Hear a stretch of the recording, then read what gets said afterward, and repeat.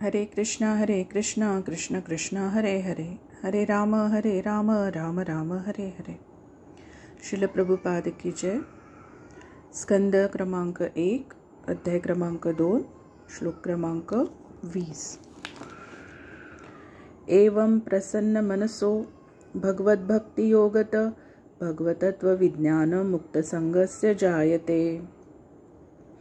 अशा रीतीने विशुद्ध सत्वगुणात स्थित झालेला आणि भगवत भक्तीच्या संपर्कामुळे मन प्रसन्न झालेला मनुष्य सर्व प्रकारच्या भौतिक संघापासून मुक्त झालेल्या अवस्थेत भगवत तत्वाचे शास्त्रीय ज्ञान प्राप्त करतो. तात्पर्य: भगवद्गीतेत म्हटले आहे की सहस्र सामान्य मनुष्यामध्ये कोणी विरळाच भाग्यवान असतो, जो जीवनाच्या पूर्णत्वाकरिता प्रयत्न करतो. बहुतांश माणसे रजोगुण आणि तमोगुण यांच्या प्रभावाखाली कार्य करतात.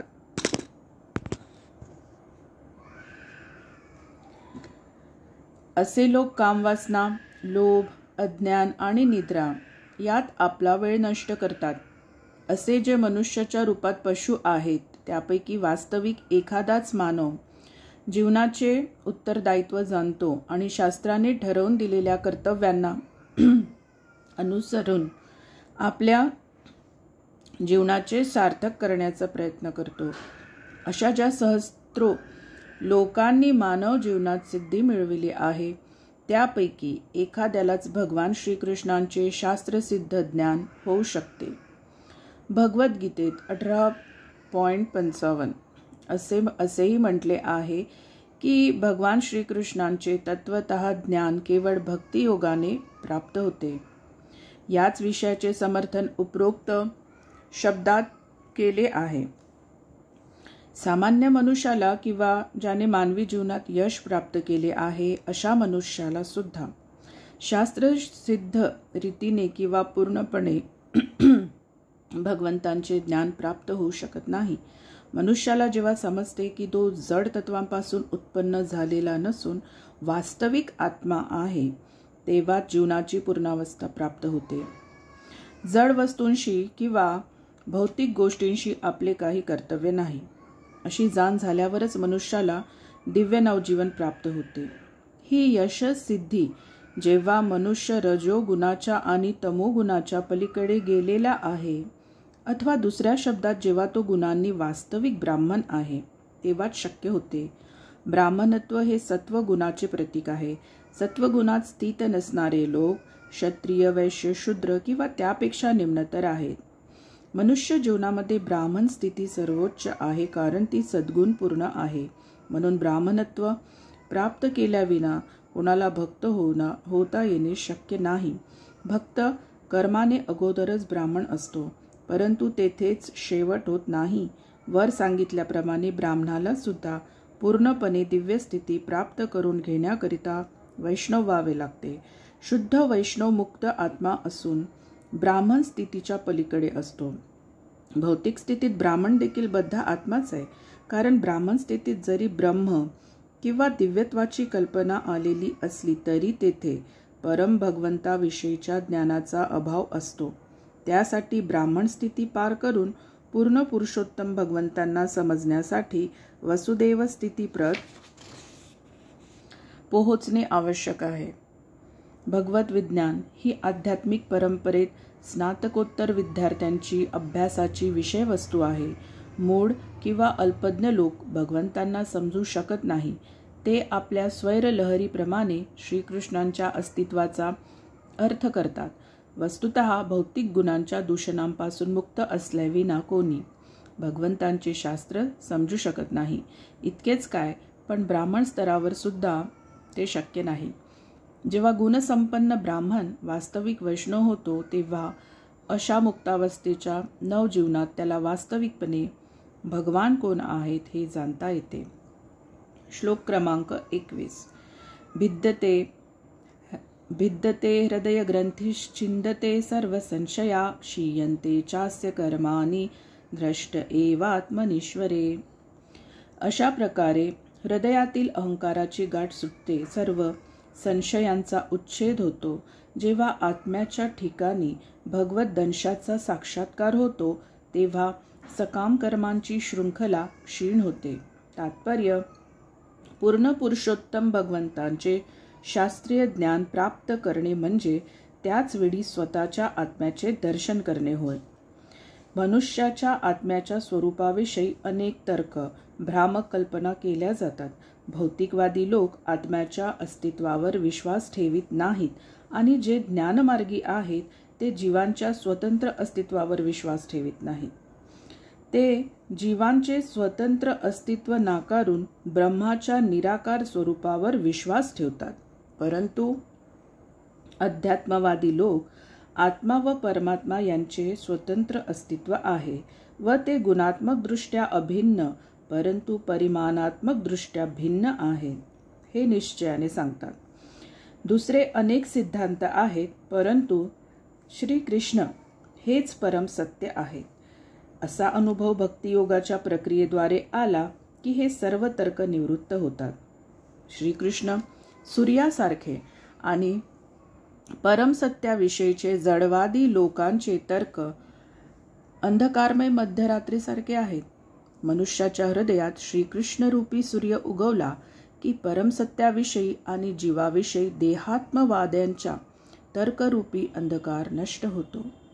सूर्याच्या उपस्थितीत अंधकार टिकू शकत नाही. तद्वत अज्ञानाच्या गहन अंधकारात लपून राहिलेली सापेक्ष सत्ये सर्वांच्या हृदयात परमात्मा म्हणून राहणाऱ्या श्रीकृष्णांच्या कृपेने स्पष्टपणे प्रकट होतात. भगवद्गीतेत 10.11 भगवान श्रीकृष्ण म्हणतात, मी माझ्या शुद्ध भक्तावर विशेष कृपा दाखविण्यासाठी स्वतः भक्ताच्या हृदयात ज्ञानदीप प्रज्वलित करून संशयरूपी निबिड अंधकार नष्ट करतो. भगवंत भक्ताचे हृदय ज्ञानरूपी प्रकाशाने प्रकाशमान करण्याचे उत्तरदायित्व घेतात. त्यामुळे त्यांच्या दिव्य प्रेममय सेवेत संलग्न असलेला भक्त कधीच अंधकारात राहू शकत नाही. त्याला पूर्ण सत्य आणि सापेक्ष सत्याबाबत सर्व गोष्टी समजून येतात. भगवंतांनी प्रबुद्ध केल्या कारणाने त्याचे ज्ञान परिपूर्ण असते. जे लोक परमसत्याविषयी आपल्या स्वतःच्या मर्यादित सामर्थ्याने तर्क करतात त्यांचे ज्ञान अपूर्ण असते.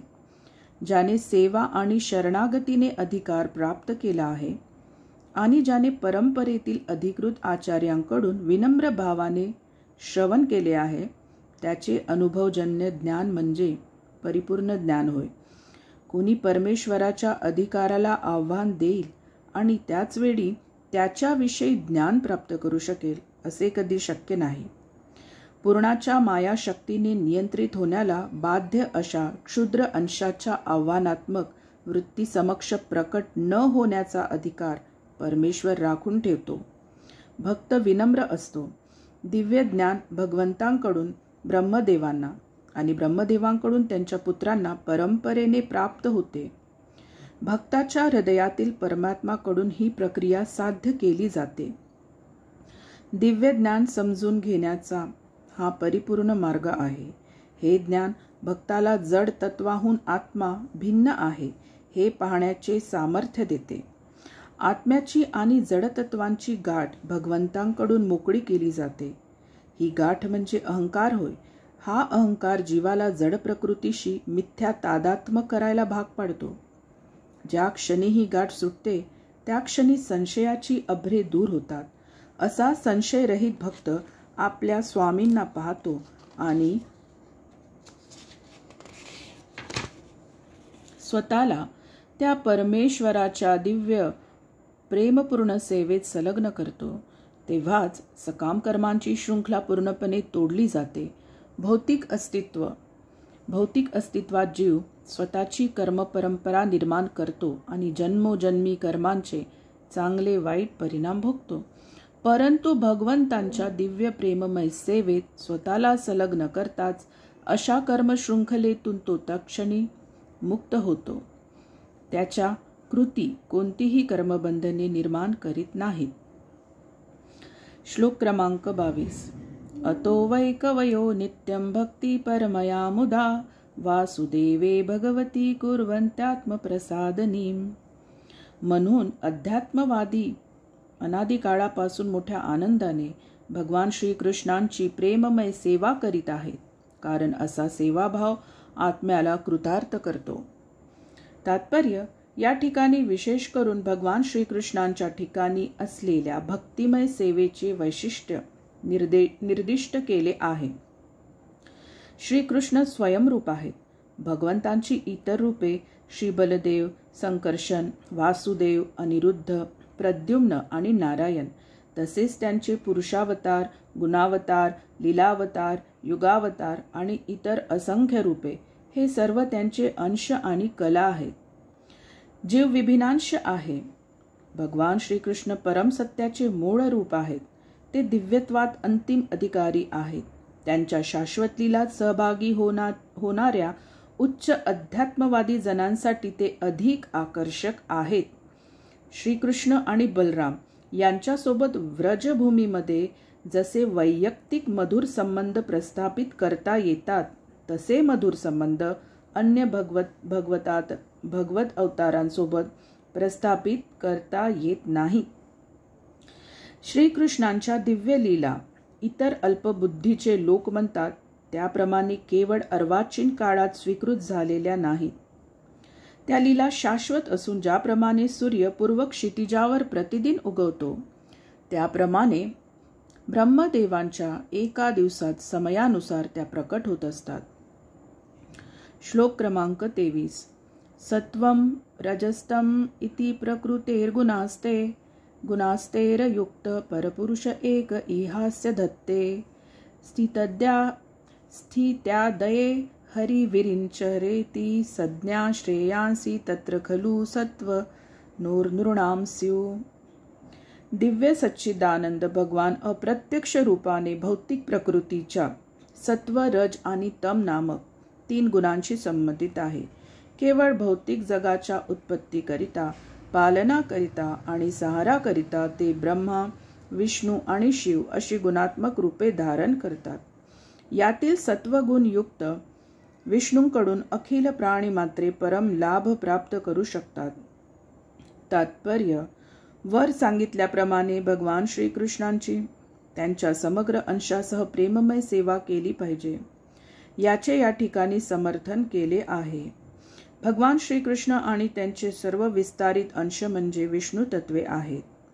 श्रीकृष्णांपासून त्यांचे दुसरे प्रकटीकरण श्री बलदेव हे आहेत. श्री बलदेवांपासून संकर्षणाचे प्रकटीकरण आहे.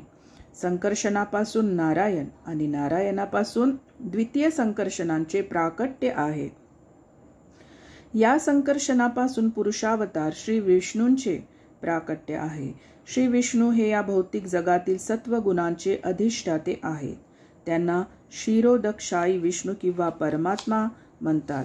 ब्रह्मा आणि शिव हे क्रमशः रज तम गुणांचे अधिष्ठाते आहेत.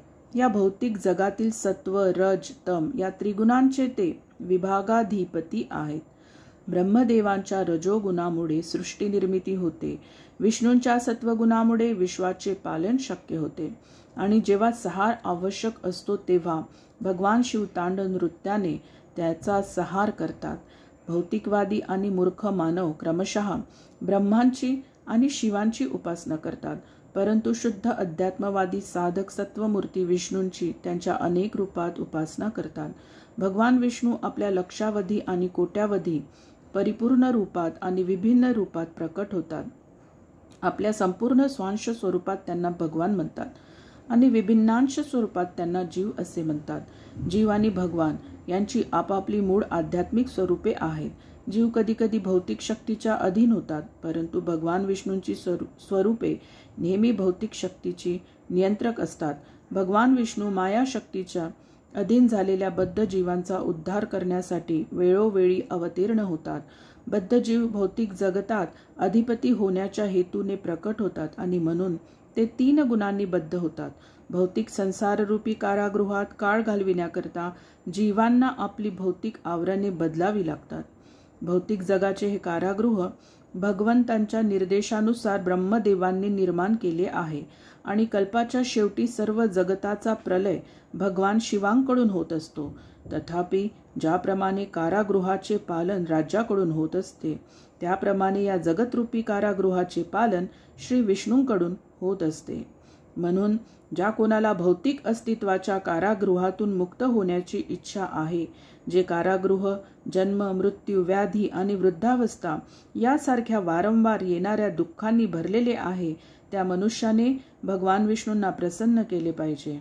भगवान विष्णूंची उपासना प्रेमयुक्त सेवेद्वारेच केली जाते. जर कोणाला भौतिक जगतातील कारागृहाचे जीवन अक्षय ठेवावयाचे असेल, तर ज्या योगाने तात्पुरती शांती मिळेल अशा प्राकृत सुखासाठी शिव, ब्रह्मदेव, इंद्र आणि वरुण यासारख्या निरनिराळ्या देवतांची त्याने उपासना करावी. परंतु यापैकी कोणतीही देवता प्राकृत जगतातील बद्ध जीवांची मुक्तता करू शकत नाही. अशी मुक्ती एकमेव भगवान विष्णूंकडूनच प्रदान केली जाऊ शकते. म्हणून भगवान विष्णूंकडून जीवनाचा अंतिम लाभ प्राप्त होतो. श्लोक क्रमांक 24. पार्थिवात दारुणो धूमस्तस्मादग्नी स्त्रयीमय तमसस्तु रजस्तस्मात् सत्वम यद ब्रह्मदर्शनम. जळणाचे लाकूड हा पृथ्वीचा विकार आहे. धूर हा त्याच्यापेक्षा श्रेष्ठ आहे. अग्नी हा त्या धुरापेक्षा श्रेष्ठ आहे. कारण वैदिक यज्ञाच्या द्वारे तो श्रेष्ठ ज्ञानाचे लाभ करून देतो. त्याचप्रमाणे रजोगुण तमोगुणापेक्षा श्रेष्ठ आहे, पण सत्वगुण सर्वात उत्तम आहे. कारण सत्वगुणामुळे परम सत्य जाणणे शक्य आहे. तात्पर्य वर स्पष्ट केल्याप्रमाणे भगवंतांची प्रेममय भक्ती सेवा केल्याने मनुष्याची भौतिक अस्तित्वातील बद्ध जीवनातून सुटका होऊ शकते. येथे पुढेही समजावून दिले आहे की मनुष्याने सत्वगुणाच्या स्तरापर्यंत उन्नत झाले पाहिजे. त्यामुळे तो भगवंतांच्या प्रेममय भक्तीसाठी पात्र होऊ शकतो. प्रगतीच्या मार्गावर जरी विघ्ने असली आणि कोणी जरी तमोगुणाच्या स्तरावर असला, तरीही तो आध्यात्मिक गुरूच्या परिपूर्ण मार्गदर्शनाखाली क्रमशः सत्वस्तरावर आरूढ होऊ शकतो. म्हणून गंभीर जिज्ञासूंनी अशा प्रगतीच्या चालनेकरिता तज्ज्ञ आणि प्रामाणिक गुरूकडे गेले पाहिजे. असा प्रामाणिक तज्ज्ञ आध्यात्मिक गुरु शिष्याला तम, रज, सत्व अशा कोणत्याही स्तरावरून मार्गदर्शन करण्यास समर्थ असतो. म्हणून कोणत्याही गुणाची अथवा भगवंतांच्या कोणत्याही रूपाची उपासना करणे सारखेच लाभदायक आहे असा विचार करणे चूक आहे.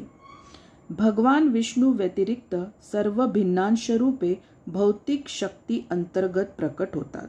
म्हणून भौतिक शक्ती अंतर्गत रूपे मनुष्याला भौतिक बंधनातून मुक्त करणारा जो केवळ एक सत्वगुण त्या सत्वगुणाच्या स्तरावर आरूढ होण्यास सहाय्य करीत नाही. जीवनाची अज्ञानातील स्थिती किंवा निम्न स्तरावरील पशुजीवन हे तमोगुणाने नियंत्रित असते. सुधारलेल्या मनुष्य जीवनात जर अनेक प्रकारच्या भौतिक लाभांची हाव असेल, तर तो रजोगुणाचा स्तर आहे. जीवनाचा रजोगुणी स्तर मनुष्याला परमसत्याच्या अनुभवासंबंधी किंचित संकेत देतो. तो संकेत नैतिक सदाचारी तत्वासह तत्वज्ञान, कला, संस्कृती याविषयीच्या कोमल भावनांच्या रूपात असतो.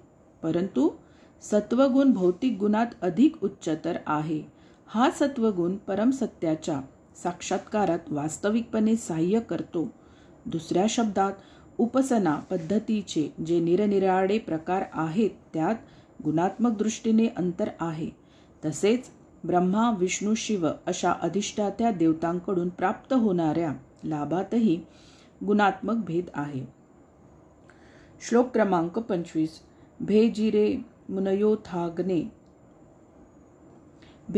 मुनयोथाग्रे भगवंत मधोक्षजम सत्वम विशुद्धम क्षेमाय कल्पन्ते येनु तानिह. प्राचीन काळी सर्व महर्षींनी भगवंतांची दिव्य सेवा केली. कारण भगवंतांचे स्वरूप आणि अस्तित्व प्रकृतीच्या 3 गुणांच्या पलीकडे आहे. त्यांनी प्राकृत बंधनावस्थेतून मुक्त होण्याकरिता भगवंतांची आराधना केली, म्हणून त्यांना अंतिम लाभाची प्राप्ती झाली. जो कोणी अशा थोर अधिकारी पुरुषांना अनुसरतो तो सुद्धा भौतिक जगताच्या बंधनातून मुक्त होण्यास पात्र होतो. तात्पर्य, काही भौतिक लाभ प्राप्त करणे अथवा आत्मा आणि जडात भेद कसा आहे याचे ज्ञान प्राप्त करणे हे धर्मपालनाचे प्रयोजन नाही. स्वतःला भौतिक बंधनातून मुक्त करून दिव्य जगतातील स्वातंत्र्याचे मुक्त जीवन पुन्हा प्राप्त करणे हेच धर्मपालनाचे परम उद्दिष्ट आहे. कारण त्या दिव्य जगतात भगवान एक सर्वोच्च व्यक्ती आहेत, म्हणून धर्माचे नियम प्रत्यक्ष भगवंतांनी सांगितलेले आहेत. महाजन किंवा भगवंतांचे अधिकृत प्रतिनिधी यांच्या व्यतिरिक्त कोणीही धर्माचे रहस्य जाणीत नाही. भगवंतांचे जे 12 विशिष्ट प्रतिनिधी महाजन आहेत त्यांना धर्माचे प्रयोजन समजते आणि ते सर्वजण भगवंतांची दिव्य सेवा करतात. ज्या लोकांना आपले स्वतःचे हित करण्याची इच्छा आहे त्यांनी महाजनांचे अनुसरण करावे आणि अशा रीतीने परमहिताची प्राप्ती करावी. श्लोक क्रमांक 26. मुमुक्षवो घोर रूपान हित्वा भूतपतीनथ नारायण कला शांता भजंती हेनसूयवः. मुक्तीची इच्छा धरणारे निश्चितच निर्मत्सरी असतात आणि ते सर्वांचा सन्मान करतात. तथापि ते देवतांच्या घोर रूपांना नाकारतात आणि आनंदमय भगवान विष्णूंच्याच रूपांची आणि त्यांच्या अंशाची उपासना करतात. तात्पर्य, भगवान श्रीकृष्ण हे विष्णू वर्गातील आदिपुरुष आहेत. ते स्वतःला पूर्णांश आणि विभिन्नांश अशा 2 निरनिराळ्या वर्गात विस्तारित करतात. विभिन्नांश हे सेवक आहेत आणि ते पूर्णांश विष्णू तत्व हा सेवेचा पूजनीय विषय आहे.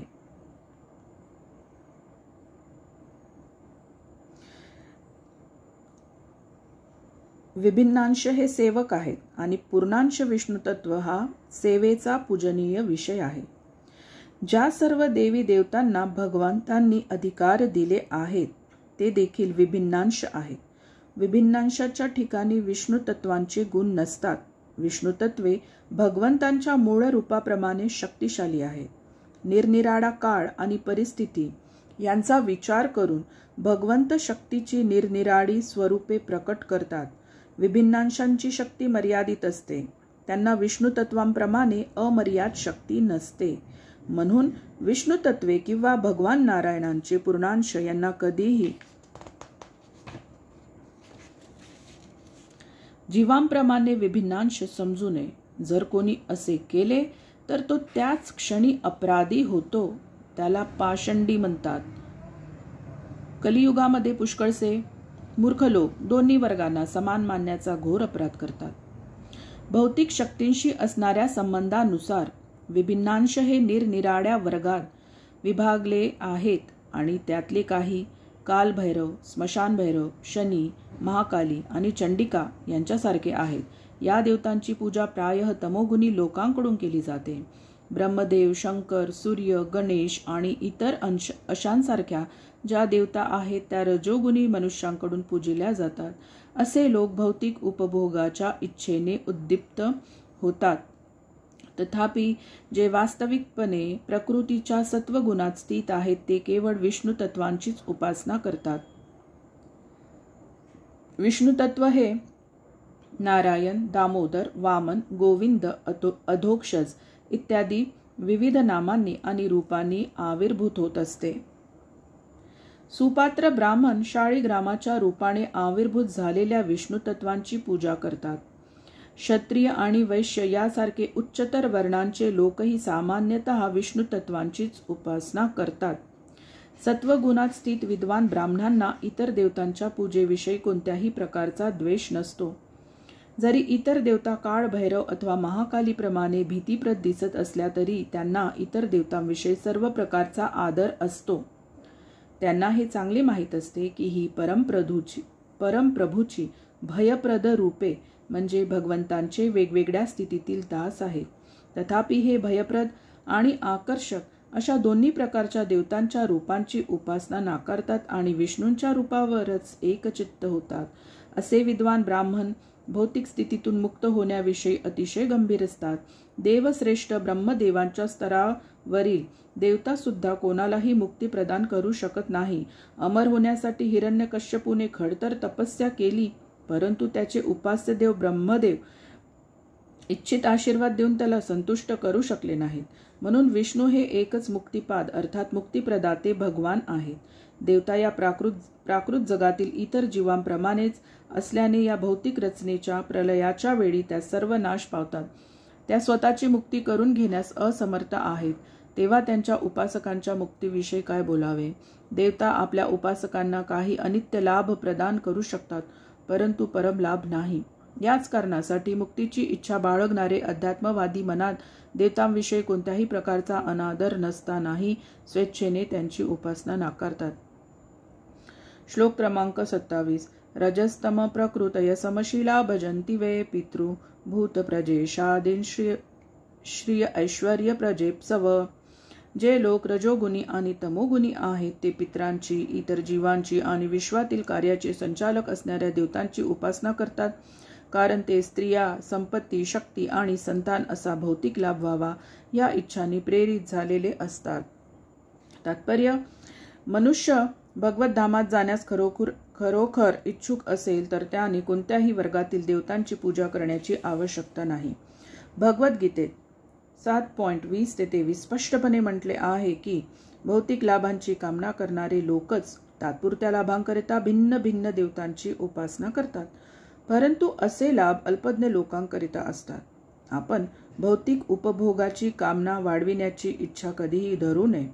मनुष्याने आपल्या भौतिक आवश्यकता पूर्ण होतील इतकीच सुखे स्वीकारावीत. त्यापेक्षा कमी किंवा अधिक भौतिक सुखांची आवश्यकता नाही. अधिक भौतिक सुखे स्वीकारल्याने मनुष्य भौतिक अस्तित्वाच्या दुःखात स्वतःला अधिकाधिक बद्ध करतो. भौतिकाकडे आकर्षित झालेल्या मनुष्याच्या अधिक धन, अधिक स्त्रिया, लौकिक प्रतिष्ठा या अशा मागण्या असतात, कारण त्याला भगवान विष्णूंच्या पूजेपासून काय लाभ होतो याचे ज्ञान नसते. विष्णू पूजेमुळे मनुष्याला या जीवनात आणि मरणोत्तर जीवनात लाभ प्राप्त होऊ शकतो, परंतु हा सिद्धांत विसरून जे मूर्ख लोक अधिक द्रव्याच्या, अधिक स्त्रियांच्या आणि अधिक मुलांच्या किंवा प्रजेच्या मागे लागले आहेत ते विविध देवी देवतांची पूजा करतात. जीवनाचा उद्देश जीवनातील दुःखे नष्ट करणे हा आहे, ती दुःखे वाढविणे हा नव्हे. भौतिक सुखांकरता देवतांकडे जाण्याची आवश्यकता नाही, कारण देवता भगवंतांचे दास आहेत. म्हणून पाणी, प्रकाश, वायू इत्यादींच्या रूपाने जीवनाच्या आवश्यकता पुरविण्यास ते कर्तव्यबद्ध आहेत. मनुष्याने कठीण परिश्रम करावेत आणि आपल्या अस्तित्व रक्षणार्थ कठीण श्रमाच्या फळांनी भगवंतांची उपासना करावी. जीवनाचा उद्देश तोच असावा. मनुष्याने योग्य रीतीने भगवंतावर श्रद्धा ठेवून आपली व्यावसायिक कार्ये सावधानतेने करावीत, म्हणजे त्यामुळे तशी कार्ये त्याला भगवत धामाकडे उन्नतीच्या मार्गावर जाण्याकरिता क्रमशः प्रवृत्त करतील. जेव्हा भगवान श्रीकृष्ण व्रजधामात उपस्थित होते तेव्हा त्यांनी इंद्राची पूजा बंद केली. त्यांनी व्रजवासियांना असा आदेश दिला होता की त्यांनी आपल्या कार्याद्वारे भगवंतांची पूजा करावी आणि भगवंतावर श्रद्धा ठेवावी. भौतिक लाभाकरिता अनेक देवतांची पूजा करणे म्हणजे धर्माची विकृतावस्था आहे. अशा प्रकारच्या धार्मिक क्रियांचे खंडन भागवतात कैतव धर्म असे म्हणून केले आहेत. जगात सर्वांनी अनुसरण्याचा केवळ एकच एक धर्म आहे आणि तो धर्म म्हणजे भागवत धर्म होय. हा धर्म मनुष्याला सर्वश्रेष्ठ पूर्ण पुरुषोत्तम भगवान श्रीकृष्णांची आराधना करण्यास शिकवितो, इतरांची नव्हे. श्लोक क्रमांक 28. वासुदेव परा वेदा वासुदेव परा मखा वासुदेव परा योगा वासुदेव परा क्रिया. श्लोक क्रमांक 29. वासुदेव परम ज्ञानम वासुदेव परम तप वासुदेव परो धर्मो वासुदेव परागती. शास्त्रातील ज्ञानाचा अंतिम उद्देश भगवान श्रीकृष्ण हे आहेत. यज्ञकर्मे त्यांना प्रसन्न करण्यासाठीच आहे. योग साधने त्यांच्या साक्षात्कारासाठी आहेत. फलाशेने केलेल्या सर्व कर्मांची फळे त्यांच्याद्वारेच प्राप्त होतात. ते परम ज्ञान आहेत.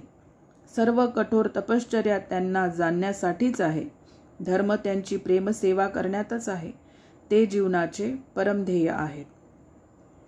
तात्पर्य: भगवान श्रीकृष्ण हेच उपासनेचा विषय असल्याचे या 2 श्लोकात प्रमाणित केले आहे. वैदिक शास्त्रात ते जीवनाचे लक्ष्य सांगितले आहे. भगवंतांशी संबंध प्रस्थापित करणे आणि विस्मृत भगवत भक्तीला पुन्हा जागृत करणे हेच वेदांचे सार तत्व आहे.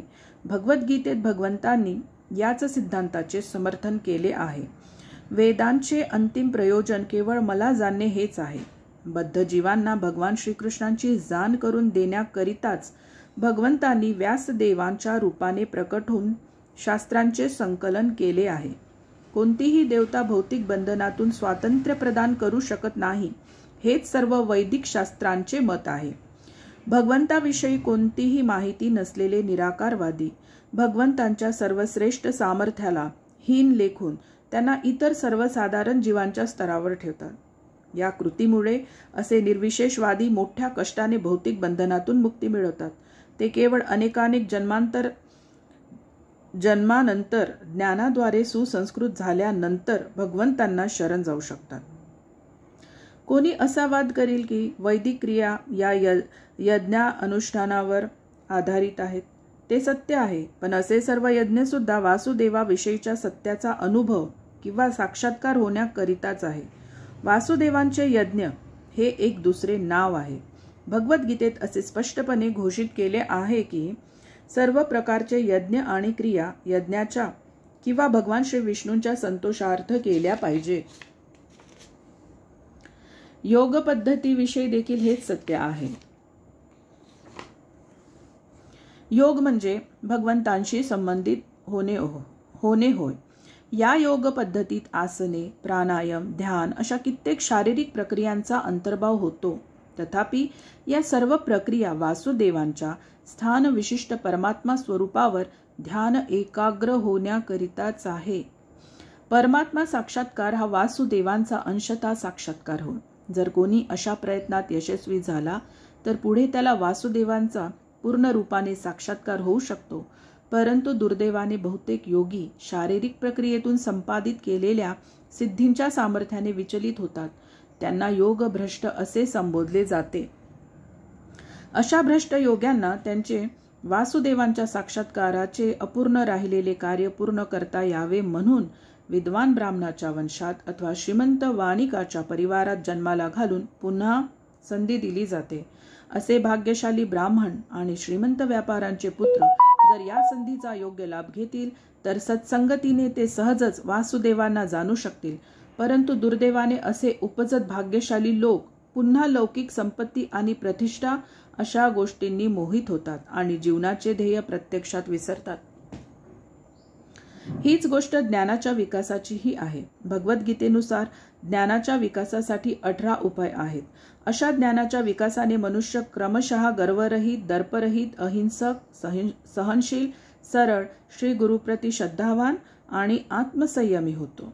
तसेच तो गृह, परिवार याविषयी अनासक्त होतो आणि जन्म, मृत्यू, जरा, व्याधी यापासून प्राप्त होणाऱ्या दुःखाविषयी सावध होतो. ज्ञानाच्या विकासाचे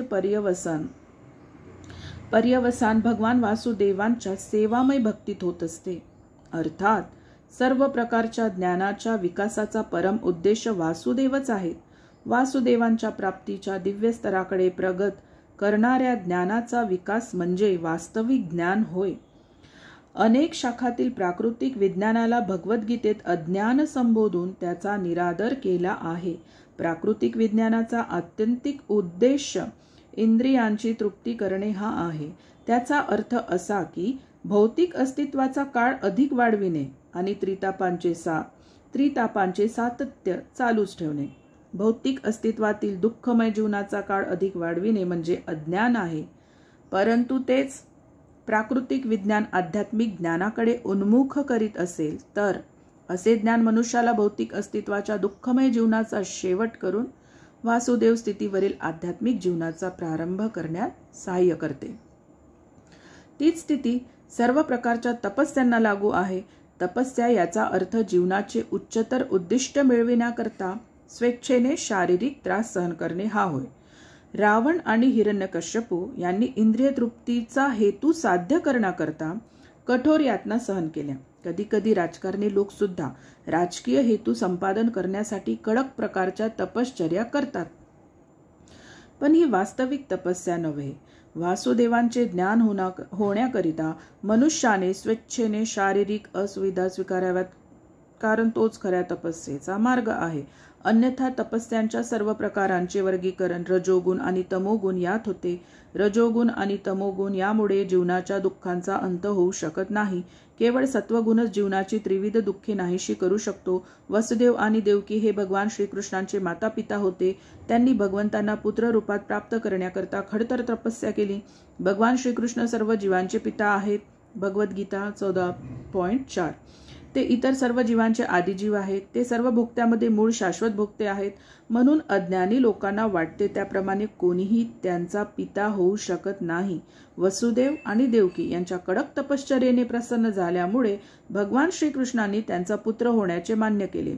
यास्तव मनुष्याला तपस्या करावयाचीच असेल तर त्याने ज्ञानाचा अंतिम हेतू असणाऱ्या वासुदेवांच्या प्राप्तीसाठीच ती करावी.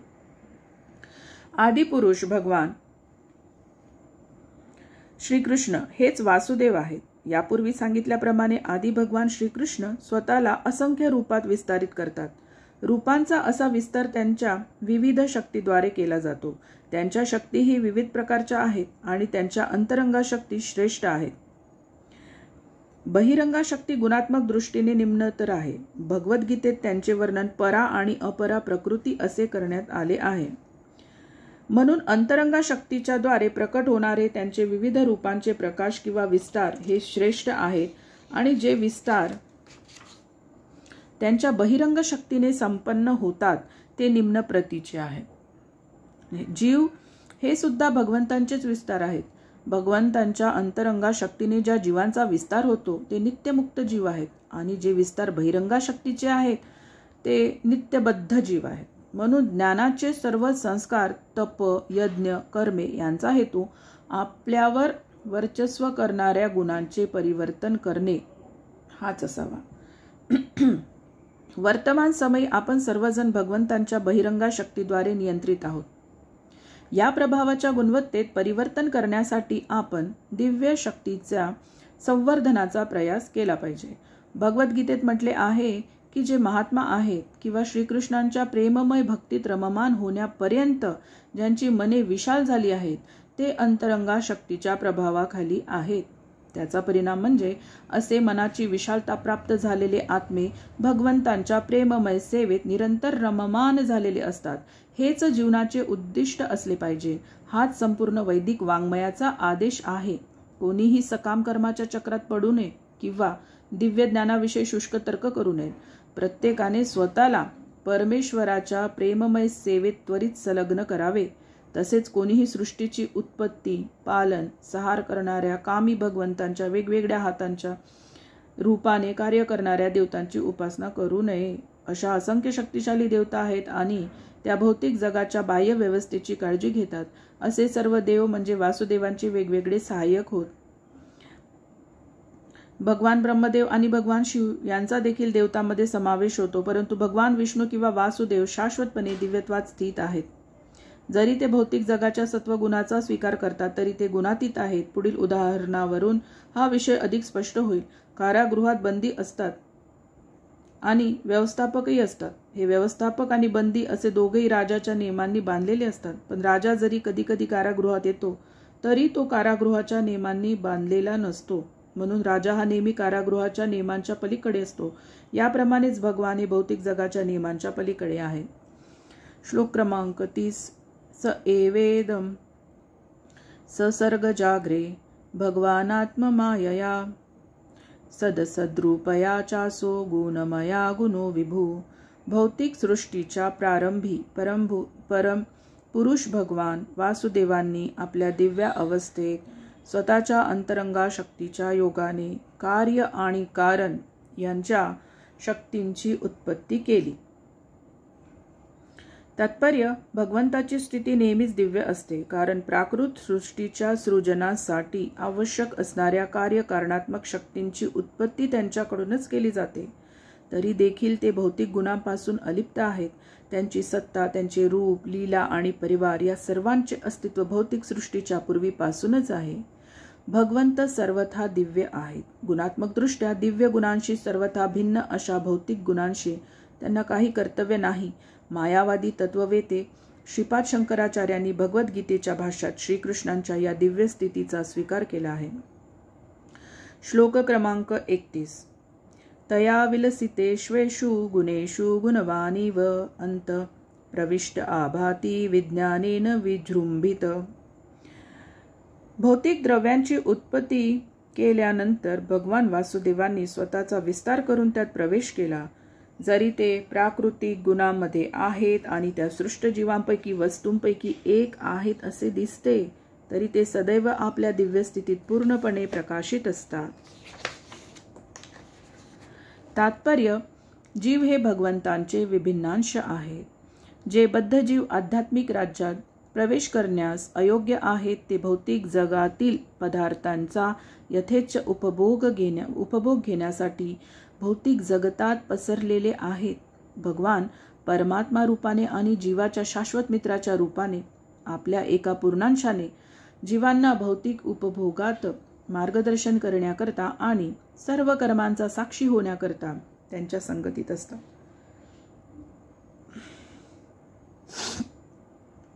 जेव्हा जीव भौतिक जगात उपभोग घेत असतात तेव्हा भगवंत मात्र भौतिकतेने प्रभावित होत नाहीत. ते आपल्या दिव्य स्थितीतच असतात. वैदिक शास्त्रात श्रुती असे सांगितले आहे, द्वा सुपर्णा सयुजा सखाया समानम वृक्षम परिशस्वजाते तयो रण्यो पिप्पलम स्वादत्यन्न शन्यन्नोभिचाकशीति. मुंडकोप निषद 3.11. एकाच वृक्षावर दोन वेगवेगळे पक्षी आहेत.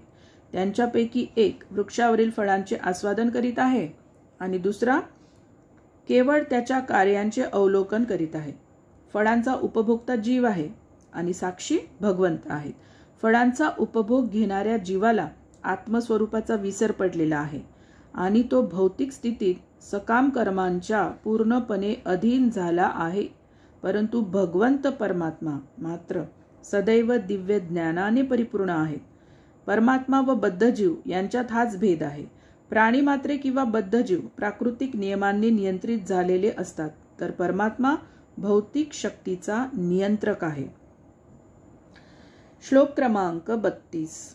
यथा ह्यवहितो वह्निरदारुष्वेक स्वयोनिषु नानेव भाति विश्वात्मा भूतेषु च तथा पुमान. ज्याप्रमाणे लाकडात अग्नी व्याप्त आहे त्याप्रमाणे भगवान परमात्मा रूपाने सर्व पदार्थात व्याप्त आहेत. म्हणून जरी ते अद्वितीय असे परमपुरुष आहेत तरी ते पुष्कळ रूपात अभिव्यक्त झाल्याप्रमाणे दिसतात. तात्पर्य: भगवान वासुदेव आपल्या एकांशाने संपूर्ण भौतिक जगतात स्वतःचा विस्तार करतात. त्यांची सत्ता एका अणूमध्ये सुद्धा अनुभवास येते. जड, चेतन, प्रोटॉन, न्यूट्रॉन इत्यादी हे भगवंतांच्या परमात्मा स्वरूपाचे विभिन्न परिणाम आहेत. लाकडापासून अग्नी उत्पन्न केला जाऊ शकतो किंवा दुधापासून लोणी निघते. त्याप्रमाणे उपनिषदे आणि वेदांत अशा वैदिक शास्त्रात ज्या दिव्य विषयांचा उहापोह केलेला आहे त्या दिव्य विषयांच्या विधियुक्त श्रवण कीर्तनाने भगवंतांच्या परमात्मा रूपाची जाणीव होऊ शकते. भागवत वैदिक साहित्याची अधिकृत व्याख्या आहे. भगवंतांचा साक्षात्कार दिव्य विषयांचा श्रद्धायुक्त श्रवणातून होतो. दिव्य विषयांच्या साक्षात्काराचा तोच एक मार्ग आहे. ज्याप्रमाणे अग्नीच्या द्वारा लाकडातून दुसरा अग्नी प्रज्वलित केला जाऊ शकतो, त्याप्रमाणे जीवाची दिव्य चेतना म्हणजे कृष्ण भावना दुसऱ्या दैवी कृपेने प्रज्वलित होऊ शकते. कृष्ण कृपा मूर्ती श्री गुरु श्रद्धापूर्ण कर्णरंध्रात आध्यात्मिक संदेश देऊन शुष्क काष्ठाप्रमाणे असलेल्या प्राणी मात्रात आध्यात्मिक चेतना प्रज्वलित करू शकतात. यासाठी जीवाने श्रवणोत्सुक होऊन आध्यात्मिक गुरुच्या आश्रयास गेले पाहिजे. अशा रीतीने त्याला भगवंतांचे दिव्य अस्तित्व क्रमाक्रमाने प्रत्ययास येऊ शकते. पशुता आणि मानवता यांच्यात या प्रक्रियेमुळेच अंतर आहे. मनुष्य योग्य रीतीने श्रवण करतो तर पशु तसे करू शकत नाही. श्लोक क्रमांक 33. असो गुणमयैर्भावैर्भूत सूक्ष्मेंद्रियात्मभिः स्वानिर्मितेषु निर्विष्टो भुक्ते भूतेश तद्गुणान्.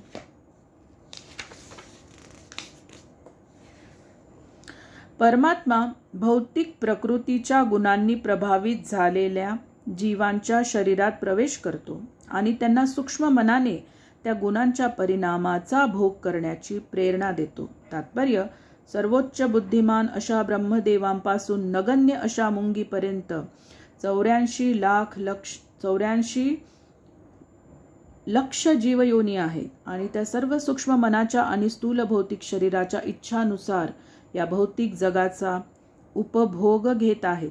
स्थूल शरीर सूक्ष्म मनाच्या अवस्थावर आधारलेले आहे. इंद्रिये जीवांच्या इच्छेप्रमाणे निर्मिलेली आहेत. भगवान परमात्म्याच्या रूपाने जीवांना भौतिक सुखाची प्राप्ती करून देण्यात सहाय्य करतात, कारण जीव इच्छिलेले प्राप्त करण्यास सर्वथा असमर्थ आहेत. जीव इच्छा मागणारा आहे तर परमात्मा देणारा आहे. दुसऱ्या दृष्टीने जीव हे भगवंतांचे अंश आहेत आणि म्हणून त्यांचे भगवंतांशी एकत्व आहे. सर्व प्रकारचे शरीरधारी जीव हे भगवंतांचे पुत्र आहेत असे भगवंतांनीच भगवद्गीतेत घोषित केले आहे.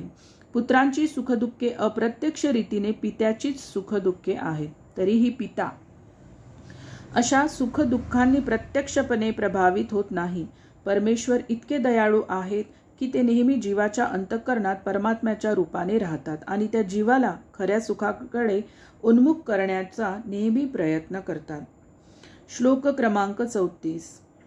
भावयतेश सत्वेन लोकान वैलोक भावन लीलावतारानुरतो देवतिर्यंगनारादिषु. याप्रमाणे विश्वाचे स्वामी देवता, मनुष्य आणि निम्न योनीतील जीवांचे वास्तव्य असलेल्या सर्व ग्रह लोकांचे पालन पोषण करतात. अवतार ग्रहण करून ते अशा सर्वांना सत्वगुणात प्रस्थापित होण्याची संधी देतात. तात्पर्य, भौतिक विश्वे असंख्य आहेत. प्रत्येक विश्वात असंख्य ग्रहलोक आहेत. त्यांच्यावर विभिन्न प्राकृतिक गुणांचे विभिन्न श्रेणीतील जीव निवास करतात. भगवान विष्णू प्रत्येक ग्रहलोकात जीवांच्या प्रत्येक समाजात अवतार धारण करतात. प्राणीमात्रामध्ये भगवत धामात जाण्याची इच्छा निर्माण करण्याच्या हेतूने ते आपल्या दिव्य लीला प्रकट करतात. भगवान आपल्या मूळ दिव्य स्थितीमध्ये कोणतेही परिवर्तन करीत नाही, परंतु ते विशिष्ट काळ, वेळ, समाज यानुसार विभिन्न रूपात प्रकट होतात. कधी कधी ते स्वतः अवतार घेतात आणि कधी कधी ते एखाद्या जीवाला आपले कार्य संपादन करण्याकरता अधिकार आणि सामर्थ्य देतात. परंतु कोणत्याही स्थितीत त्यांचा हेतू एकच असतो, दुःख भोगणाऱ्या बद्ध जीवाने भगवतधामी परत जावे. जीव ज्या सुखाच्या मागे लागलेले आहेत ते सुख असंख्य विश्वांच्या आणि भौतिक ग्रह लोकांच्या कोणत्याही कोपऱ्यात सापडत नाही. जीवाला ज्या शाश्वत सुखाची इच्छा आहे ते केवळ भगवंतांच्या धामात प्राप्त होते. विसराळू जीव मात्रे भौतिक गुणांच्या प्रभावाखाली असल्यामुळे त्यांना भगवत धामाची माहिती नाही. म्हणून भगवान स्वतः अवतार घेऊन अथवा आपल्या प्रतिनिधीद्वारे आपल्या धामाचा संदेश देण्यासाठी येतात. भगवत धामाकडे परत जाण्याविषयीचा संदेश असे अवतार किंवा प्रतिनिधी केवळ मानव समाजालाच देतात असे नव्हे, तर त्यांचे हे कार्य सर्व प्रकारच्या समाजात, देवलोकात आणि अगदी मानवेतर समाजात देखील चाललेले असते. अशा रीतीने श्रीमद भागवताच्या पहिल्या स्कंदातील दिव्यत्व आणि दिव्य सेवा नामक दुसऱ्या अध्यायावरील भक्ती वेदांत भाष्य संपन्न झाले आहे. हरे कृष्ण कृष्ण कृष्ण हरे हरे, हरे राम राम राम हरे हरे. श्रील प्रभुपाद की जय.